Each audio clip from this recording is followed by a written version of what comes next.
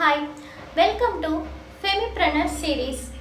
நம்மளோட ப்ராடக்ட்டையும் சர்வீஸையும் ப்ரமோட் பண்ணுறதுக்கான best platform இன்னைக்கு சோஷியல் மீடியா. இன்றைக்கி நாம் சோஷியல் மீடியா மார்க்கெட்டிங் பற்றி பார்க்க போகிறோம். அதுவும் ஆர்கானிக் வேலை எப்படி மார்க்கெட்டிங் பண்ணலாம், எப்படி கிளைண்ட்ஸை அட்ராக்ட் பண்ணலாம் அப்படின்றத நம்ம பார்க்கலாம்.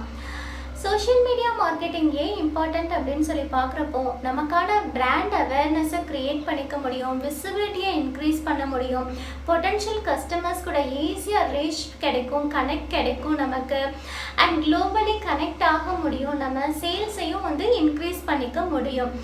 ஆர்கானிக் வேலை நம்ம எப்படி நம்ம மார்க்கெட்டிங் பண்ணலாம், எப்படி கிளைண்ட்ஸை நம்மக்கிட்ட வர வச்சு சேல்ஸ் பண்ணிக்க முடியும் அப்படின்னு சொல்லி பார்க்குறப்போ நம்ம எந்த அளவுக்கு கண்டென்ட் போடுறோமோ, எந்த அளவுக்கு நம்ம சோஷியல் மீடியா போஸ்ட் போட்டுகிட்டே இருக்கோமோ, நம்ம விசிபிலிட்டியை க்ரியேட் பண்ணிக்கிட்டே இருந்தோம் அப்படின்னு சொன்னால் ஆட்டோமேட்டிக்காக நமக்கு ப்ராஃபிட்டும் வந்துக்கிட்டே இருக்கும். அதுதான் சோஷியல் மீடியா மார்க்கெட்டிங்கை பொறுத்த வரைக்கும் கன்சிஸ்டண்ட்டாக நம்ம கண்டென்ட் போட்டுக்கிட்டே இருந்தோம் அப்படின்னு சொன்னாக்கா பார்க்குற ஆடியன்ஸ் நம்ம கூட கனெக்ட் ஆவாங்க, நம்மக்கிட்ட ப்ராடக்ட் ஆர் சர்வீஸ் வாங்க வருவாங்க.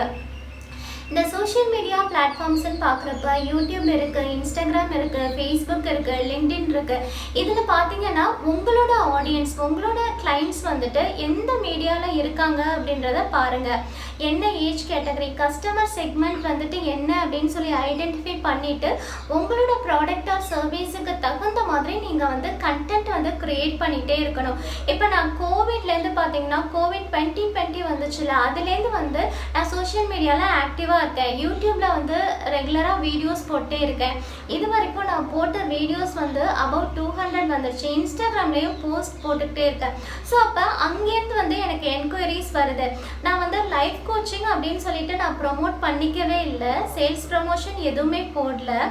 இருந்தாலும் எனக்கு என்கொயரிஸ், நீங்கள் கவுன்சிலிங் பண்ணுவீங்களா, கோச்சிங் பண்ணுவீங்களா, ஸோ இந்த மாதிரி எனக்கு என்கொயரிஸ் வந்துட்டு தான் இருக்குது. பீப்புள் என்கிட்ட ஜாயினும் பண்ணிட்டு இருக்காங்க. ஸோ அப்போ இதுக்கான பெஸ்ட்டு வே பார்த்தீங்கன்னாக்கா ஆர்கானிக்காக நம்ம எப்படி கிளைண்ட்ஸை ரீச் பண்ண முடியும், கொண்டு வர முடியும் நம்மக்கிட்ட அப்படின்றப்போ கண்டென்ட் நிறைய மேக் பண்ணுறது தான். இப்போ நீங்கள் என்ன பண்ணலாம் அப்படின்னா உங்களோட ப்ராடக்ட் ஆர் சர்வீஸுக்கு தகுந்த மாதிரியான கண்டென்ட் டிசைன் பண்ணணும்.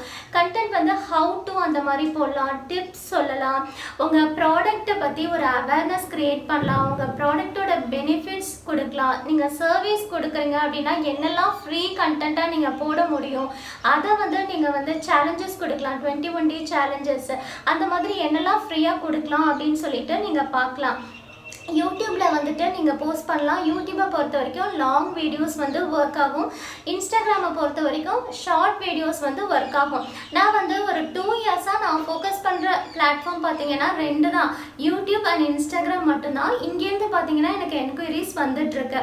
நீங்கள் அந்த ஷார்ட் வீடியோஸ் இன்ஸ்டாகிராமில் போடுறப்ப உங்களுக்கு நிறைய ரீச் கிடைக்கும். நிறைய பீப்புள் பார்த்தீங்கன்னா அது அந்த அல்கோரிதம் படி நீங்கள் டெய்லி போட்டுக்கிட்டே இருக்கிறப்ப தான் உங்களோட போஸ்ட்டை அவங்க நான் எந்த மக்கள் உங்களோட ப்ராடக்ட் தேவையோ அவங்க கிட்ட போயிட்டு உங்களோட வீடியோ அங்கே காமிக்கும். அந்த மாதிரி அல்காரிதம் ஒர்க் ஆகும். அப்போ நம்ம என்ன பண்ணணும் அப்படின்னா கன்சிஸ்டண்ட்டாக நம்ம போட்டுக்கிட்டே இருக்கணும். ஆர்கானிக்காக ரீச் ஆகிறதுக்கு இன்னொரு மெத்தட் பார்த்தீங்கன்னா நீங்கள் யூஸ் பண்ணுற ஹேஷ்டேக்ஸ், யாரை ரீச் பண்ணணுமோ அதுக்கு தகுந்த மாதிரியான ஹேஷ்டேக்ஸ், உங்களோட ப்ராடக்ட் பற்றி சர்வீஸ் பற்றியான ஹேஷ்டேக்ஸ், அப்புறம் கஸ்டமர் செக்மெண்ட்டை யாரை நீங்கள் ரீச் பண்ணணும் அதுக்கு தகுந்த மாதிரியான ஹேஷ்டேக்ஸை ஒவ்வொரு போஸ்ட்லேயுமே நீங்கள் போட்டுக்கிட்டே இருக்கணும். சோஷியல் மீடியாவை பொறுத்த வரைக்கும் நீங்கள் ஒரு கண்டென்ட் கேலண்டர் க்ரியேட் பண்ணி வச்சுக்கணும்.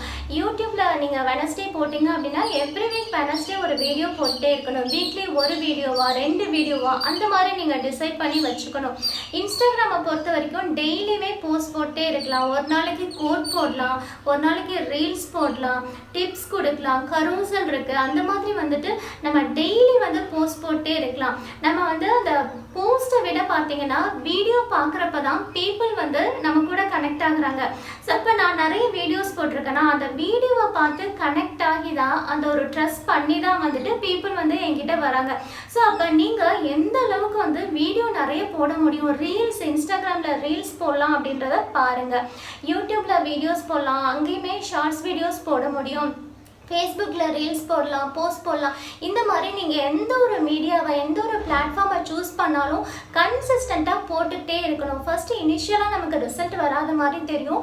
நீங்கள் போட போட என்ன ஆகும் அப்படின்னு சொன்னாக்கா உங்களுக்கு நிறைய ரீச் கிடைக்கும்.